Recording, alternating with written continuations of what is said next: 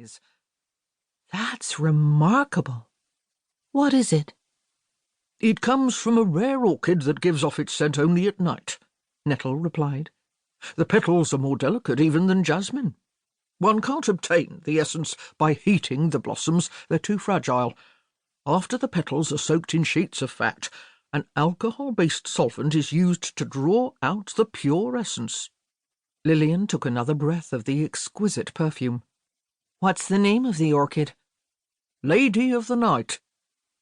That elicited a chuckle from Daisy. "That sounds like the title of a novel my mother would never let me read." "How much is it?" Lillian asked, and when he named the price, her eyes widened. "Father will explode," she muttered to her sister. "Yes," Daisy said with relish. Nettle made a show of holding the little bottle up to the light, where the liquid glittered and shimmered like a diamond. "Magic is not inexpensive, I'm afraid." "Do you have any cheaper magic?" Lillian asked wryly. "I'm afraid not," he said, "but it's worth every shilling. You could call it a love potion. In fact, I'll add a secret ingredient to enhance its effects." Charmed, but clearly disbelieving, the older girl, whose full name turned out to be Miss Lillian Bowman, bought the perfume. "Lillian," Daisy said as they left the shop, "you are going to let me try some of that perfume, aren't you? Don't I always share?" "No." Lillian grinned. Despite their occasional squabbles, they were each other's staunchest ally and closest friend. Few people in Lillian's life had ever loved her, except Daisy, who adored the ugliest stray dogs, the most annoying children, and things that needed to be repaired or thrown out altogether. "Of course I'll let you try it," Lillian said, "though heaven knows what you expect from it." "It's going to make a handsome duke fall madly in love with me naturally." "There's no such thing as a handsome duke. Have you noticed how few men in the peerage are young and nice-looking? Most of them are dull-witted, or ancient, or have the kind of face one usually sees with a hook in its mouth." Daisy snickered and slid an arm around her waist. "Your Prince Charming is out there," she said. "He's longing to find his true love. He just doesn't know who you are. But very soon he'll find out you're the one he's been waiting for, and then he'll run away screaming.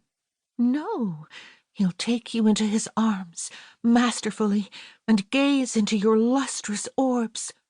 "My what?" "And press his burning lips to yours with passionate ardor." "You've read too many novels," Lillian said. "It's going to happen," Daisy insisted.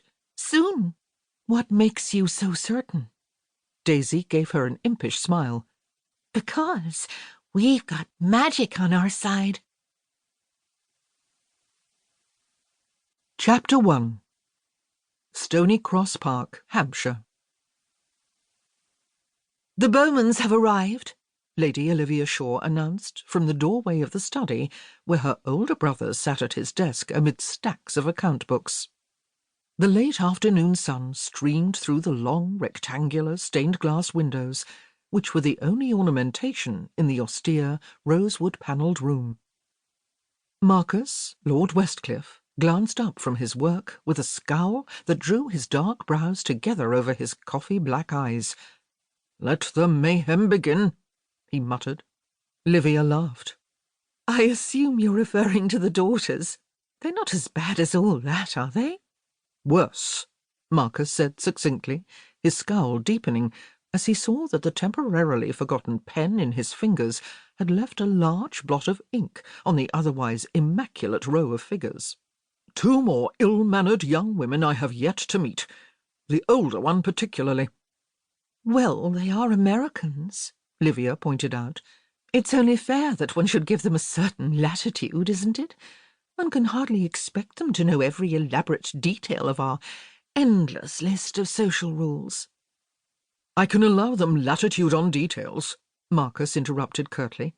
"As you know, I am not the kind to fault the angle of Miss Bowman's pinky finger as she holds her teacup.